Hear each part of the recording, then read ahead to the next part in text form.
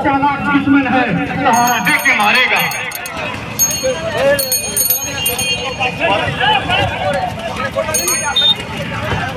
नीचे का सारा माइक बंद कीजिए, तो सेंट्रल माइक एक रखे, बंद कीजिए, थोड़ा सा बंद कीजिए।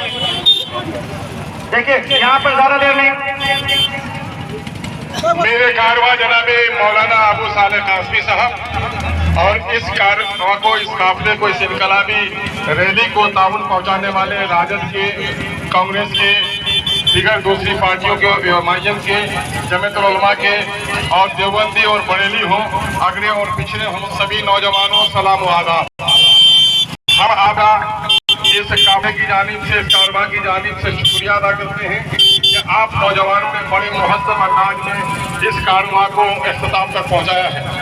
आप सबको मालूम है ये काला कानून 75 सालों में जो जहाँ गाड़ी है रोक लो, बात में रुकना पड़ेगा।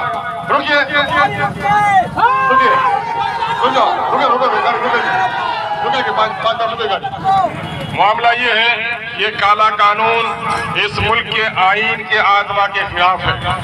इस मुल्क में सब मजहब को बराबर कहा गया है, मजहब की आज़ादी है, किसी के मजहब पर हस्तक्षेप नहीं होगा।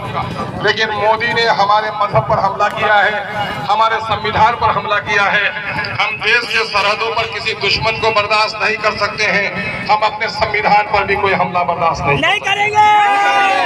हम इसके लिए आखिर हद तक लड़ाई लड़ेंगे, जान भी देनी पड़ेगी तो जान भी देंगे, लेकिन हमने अपने ईमान का सौदा नहीं करेंगे।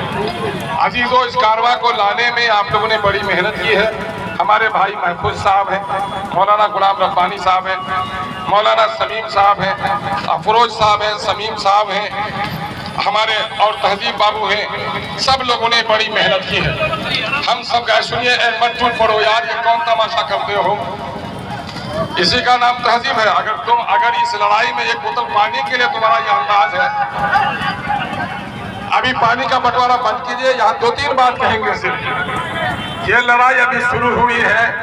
अगर ये लड़ाई हम नहीं लड़े, 75 सालों में जितना नुकसान हमारी मस्जिदों का हुआ है, हमारी कब्रिस्तानों का हुआ है, हमारे दरगाहों का हुआ है, जितना कत्ले आम मीरठ में हुआ है, मलियाना में हुआ है, उस सबको एक तरफ रख दो, एक पल्ले में रख दो, और इस काले कानून को एक पल्ले में रखो तो इस काले कानून का पल्ला भारी होगा। अभी दाढ़ियां नोची जा रही है, टोपियां नोची जा रही है, मस्जिदों पे कब्जे हो रहे हैं, चैन से जी भी नहीं पाते हो। अगर ये काला कानून को नाफिज कर दिया गया तो कब्रिस्तान में मुर्दों को भी दफना नहीं पाओगे। कितने मस्जिदों में ताले लगेंगे, कितने कब्रिस्तानों पर कब्जा होगा। हम अपने घर को जलता हुआ देख सकते हैं, लेकिन खुदा के घर को जलता हुआ नहीं देख सकते। यकीन जानो, अगर मेरे बाप दादा ने मस्जिद में जमीन दे दी है, नदी में मेरा घर कट गया है, तो हम अपने बाप दादा की हुई ये मस्जिद पर कब्जा नहीं करते। चूंकि हम ये समझते हैं ये वक्फ फी सबीलिल्लाह है। जितने भी वक्फ की जायदाद है वो अल्लाह के नाम से वक्फ है। ये हमारे शरीयत पर हमला है।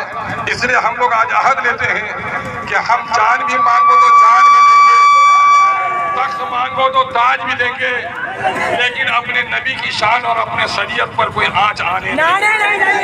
मैं 2 शेर पर अपना मामला खत्म करता हूँ। याद होगा, सरफरोशी की तमन्ना अब हमारे दिल में है। एक मिसरा मैं पढ़ूंगा, दूसरा मिसरा तुम पढ़ोगे।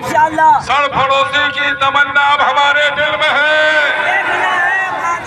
देखना है जोर कितना बात में साथिल में। सरफरोशी की तमन्ना अब हमारे दिल में है। सरफरोशी की तमन्ना अब हमारे दिल में है। अब कहेंगे हम जाग उठे हैं दीवाने, तुम कहोगे कुछ करके दम लेंगे। हम कहेंगे कि जीना है तो जी लेंगे, और नहीं तो जामे शहादत पी लेंगे।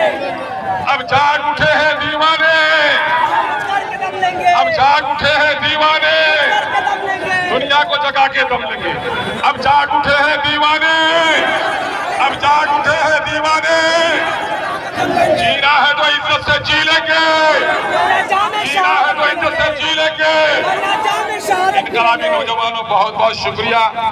हम लोग कल किशनगंज जिला में भी बैठे थे, सारी पार्टी के लोग, सारे मकातिब फिक्र के उलमा, और हमारे अभिराज साहब साथ रहे, क्या नाम, नहीं राजकुमार साहब मुखिया राजकुमार हाँ की बोला